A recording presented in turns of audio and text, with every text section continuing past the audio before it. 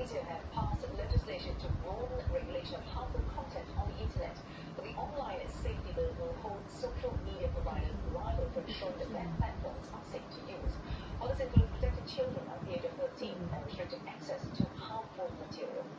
And Afif Arafin joins us live from Kuala Lumpur. Afif, this online safety bill is covering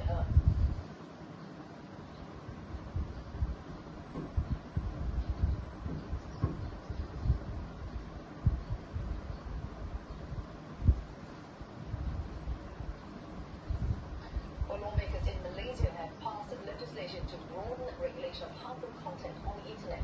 But the online safety bill will hold social media providers liable for ensuring that their platforms are safe to use. Others include protecting children under the age of 13 and restricting access to harmful material.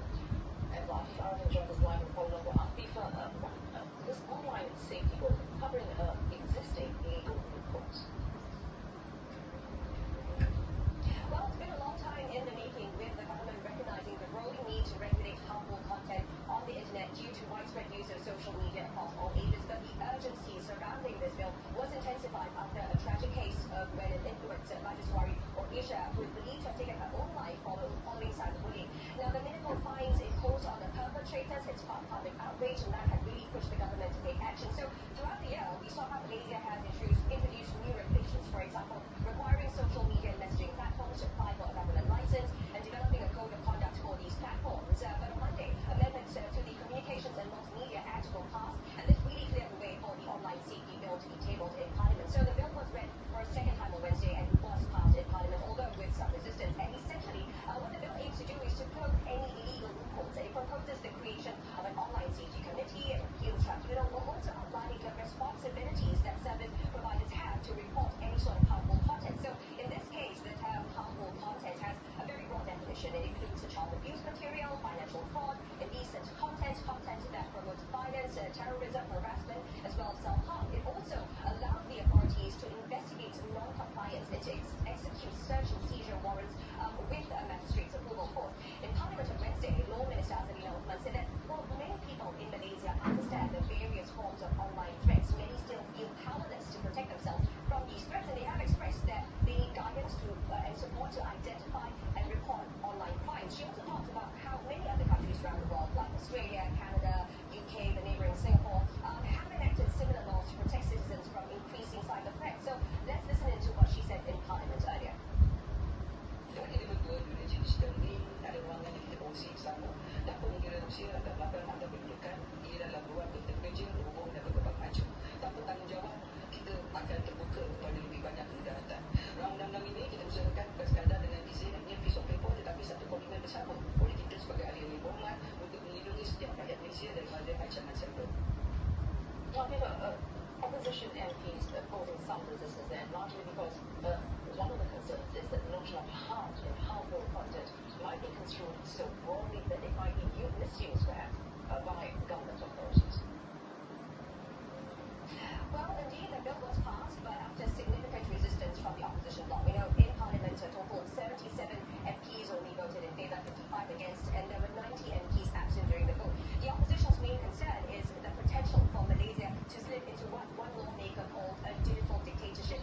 One lawmaker argued that the definition of harmful content is unclear and at this point subjective. He also questioned who gets to define what is harmful. And this ultimately reflects the opposition's fear that the new laws could be used to target them, making them very vulnerable to online political attacks. Now, NGOs and civil society groups have also expressed very similar concern over this vague definition of what harmful content is. They warn that the broad language could lead to the law being abused. They also caution that the bill might allow the government to manipulate content moderation system to perhaps censor critical speech, particularly from people opposing those in power. Thanks for Afif Arafin reporting live from Kuala Lumpur on the passing of online safety bill that will give authorities greater oversight over what is considered harmful content on the internet. Harmful content on the internet. But the online safety bill will hold social media providers liable for ensuring that their platforms are safe to use. Others include protecting children under the age of 13 and restricting access to harmful material. And Afif Arafin joins us live from Kuala Lumpur. Afif, this online safety bill covering existing legal loopholes. Well, it's been a long time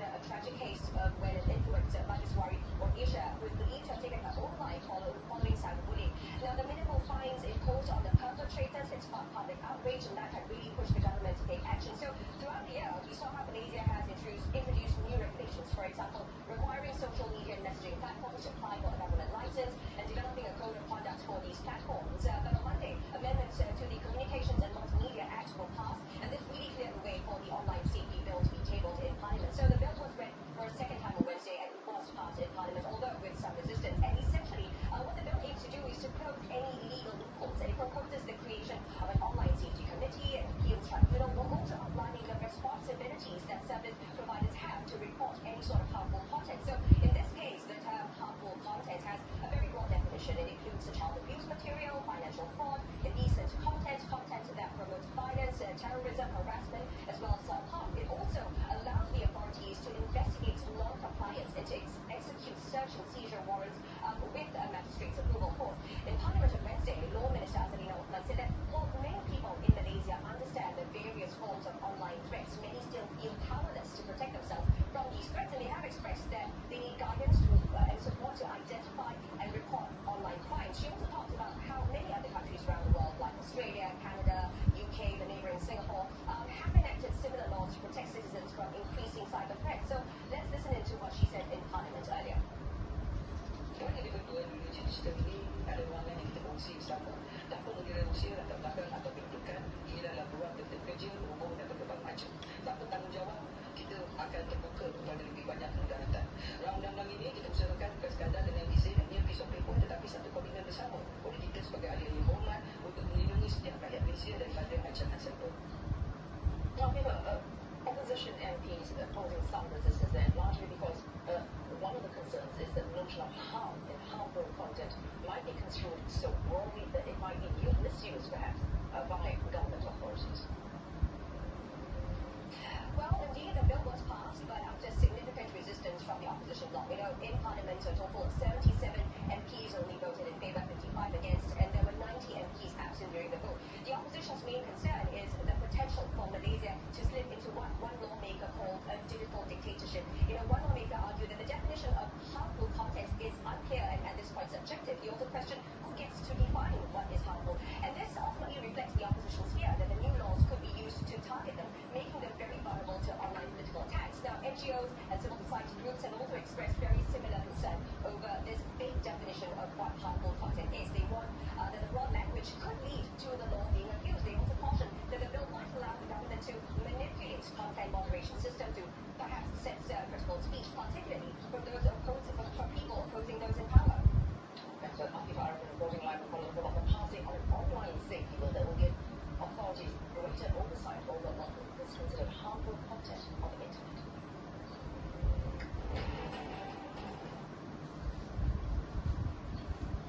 I tried for you guys.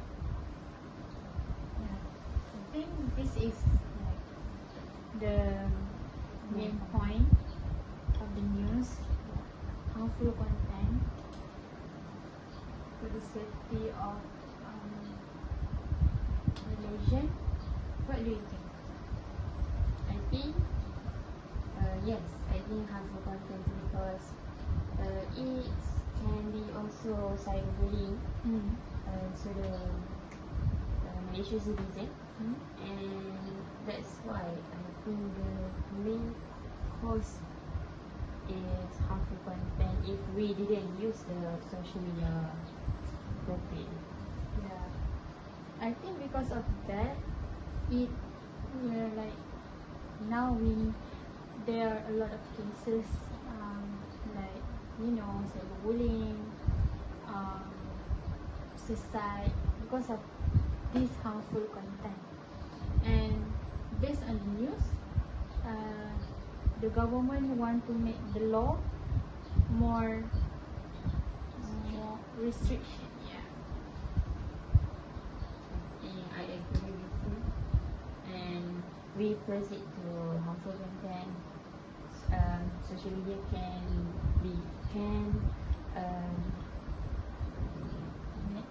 make the tragic case like cyberbullying and so on. Yeah. Exactly. So let's make the conclusion. Discussion. Groupmate discussion. Assalamualaikum and good morning everyone. I'm Minister of the Education, DALILA binti Muhammad DAUT. Thank you for joining us today. We're here to discuss a topic that affects nearly every teenager in Malaysia, which is social media. As the Minister of Education, I've seen how digital platforms have transformed the way our students learn, communicate, and even build their identities. But with these changes come serious concerns. Cyberbullying, online scams, and exposure to inappropriate content are becoming more common among students as young as 13. For example, last year, a 13-year-old boy from Selangor shared personal information online and became a victim of a scam, which affected him financially and emotionally. These incidents show that early access to social media can be risky. That's why the government is proposing a new policy to raise the minimum age for social media use from 13 to 16. This proposal has sparked debate, and today we will explore both sides of the issue. Hi, Assalamualaikum everybody. Hi Minister, my name is Amni Najihah binti ZOLKEFLI. You can call me Amni, and I'm a representative from Institute of Teacher Education. As a student, I can say that social media is more than just entertainment, it's how we connect, learn and express ourselves. We follow educational pages, join study groups, watch tutorials, and even discover career path through platforms like Instagram, TikTok, and YouTube. But I also understand the risk. Some of my classmates have faced cyberbullying, peer pressure, and anxiety because of what they see online. There are some cases where students have attempted to imitate dangerous viral challenges which cause injuries or health problems. So today, we will discuss whether raising the age limit is the right solution, or if there are better ways to protect and educate young users like us. What is your opinion about social media? Let me begin by sharing some facts. According to recent reports, Malaysia plans to use My Card or My Digital ID to verify users' age on social media platforms. This is part of a broader effort to protect young users from harmful content and online predators. We've seen cases where students were scammed, bullied, or exposed to disturbing material. For instance, a 14-year-old girl in Kuala Lumpur faced months of online harassment that affected her mental health and school performance. Her parents only discovered it late, highlighting the lack of awareness among families. Oh, I see. I understand that. So, Minister, stories like that are very, very worrying. But simply banning social media for younger teens may not solve the problems. Like students are resourceful, some may create fake accounts or use their parents' devices. Instead that, I believe that digital education is very essential. I think we need to teach students not only the rules but also how to identify scams, handle peer pressure, manage screen times, and also respond to maybe cyberbullying.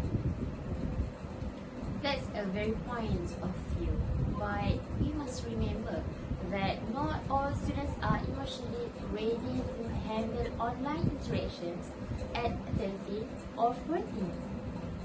Exposure to cyberbullying, inappropriate content, or online comparison can affect their mental and emotional development.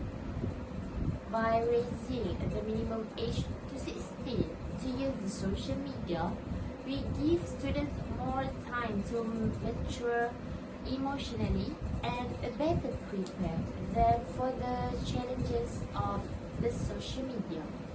Yes, I think I'm very agree with you, Mr. But I think social media is also an important educational tool.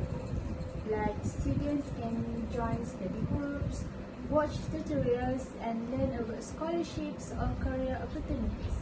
Like if we block access completely, I think we may cut off valuable learning and creative outlets for students.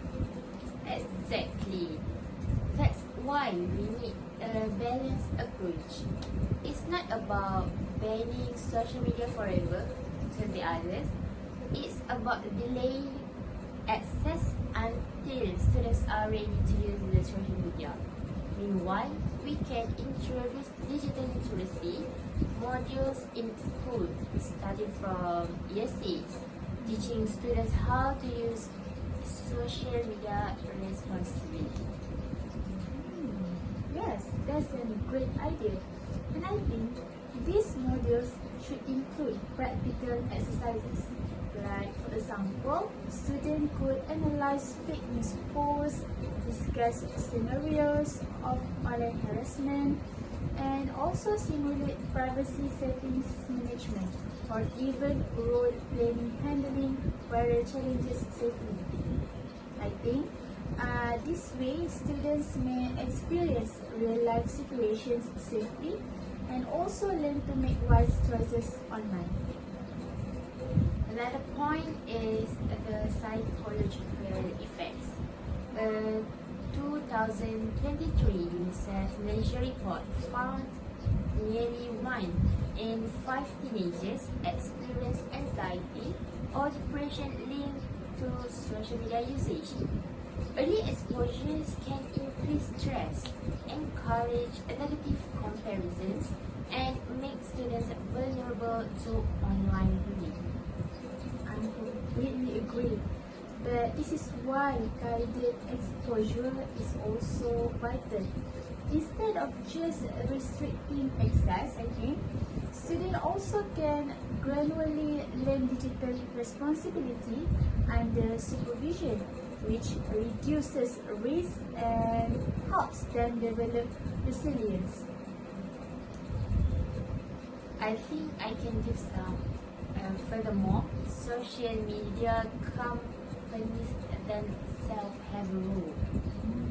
Age restriction, content filters, and algorithm monitoring can reduce the likelihood of harmful content reaching young users.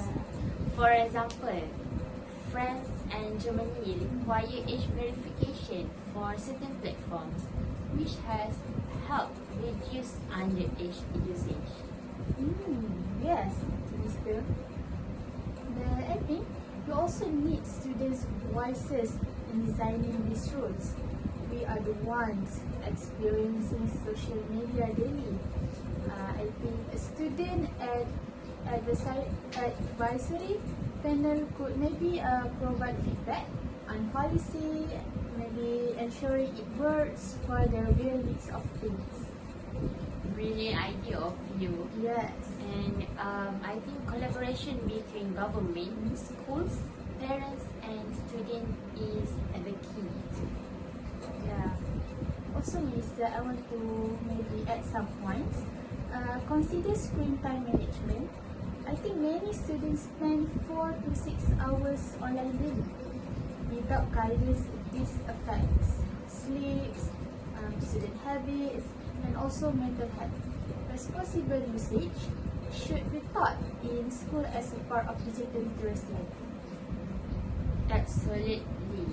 Education must go beyond rules. It must teach critical thinking, empathy, emotional regulation, and responsible engagement online. I agree with you. I also think parents often lack understanding of apps and social media trends. I think that a national awareness campaign for parents could teach them to support children safely online. Yes, and workshops, online resources, and interactive sessions could help parents and students work together to create a safe online environment. Yeah, I'm completely agree with you. So, Minister, I think that teens are sometimes influenced by risky viral challenges. Teaching risk assessment and self-regulation online will help students make a safer choices. And I think social media is not inherently that bad. It requires maturity, awareness, and guidance too. Raising the age, introducing education modules, and involving parents and students will prepare teens to use social media safely. Yeah. I think, Minister, I also want to add that peer discussion in schools about online experience can help students realize they are not alone in facing cyberbullying or pressure. I think sharing stories safely builds a supportive digital culture. What do you think more? I think that's a very good point of view, exactly what I mean it. And finally, the goal is not only restriction, it's preparation and empowerment. When students enter social media at 16, they should be confident, aware, and responsible digital citizens. Finally, Minister, I think the future generation of students will demand transparency from social media companies. I think they want clear rules, safe environments, and also tools to protect themselves. I think by listening to these voices today, we are preparing them to lead the change tomorrow and for the future. I think I also agree with your idea and your predict about the future just now. And our responsibility to equip students with knowledge, skills, and awareness so they can use digital tools responsibly. If we do this, the next decade of social media could be safer, smarter, and more empowering for Malaysian youth.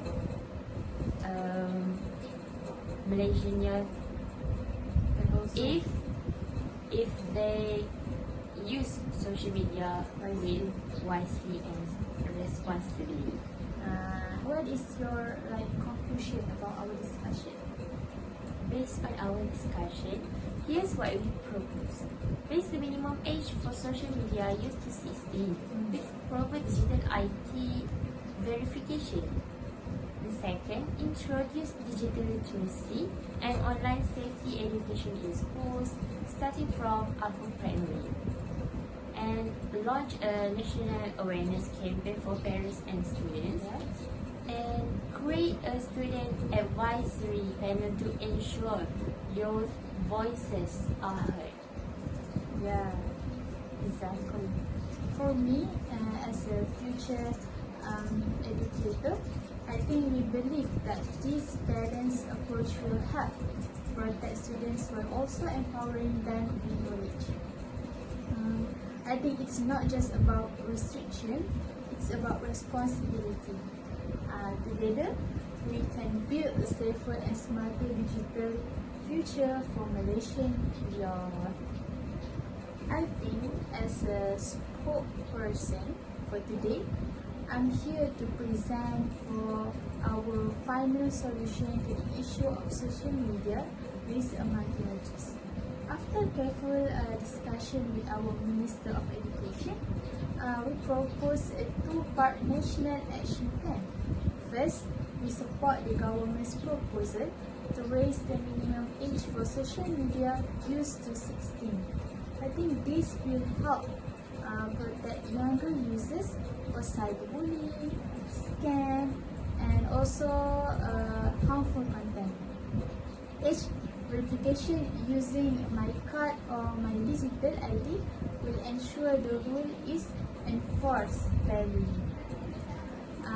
Second, we believe education is just as important as restriction.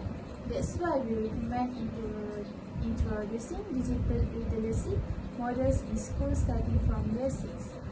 These lessons will teach students how to stay safe online, manage screen time, and use social media responsibly.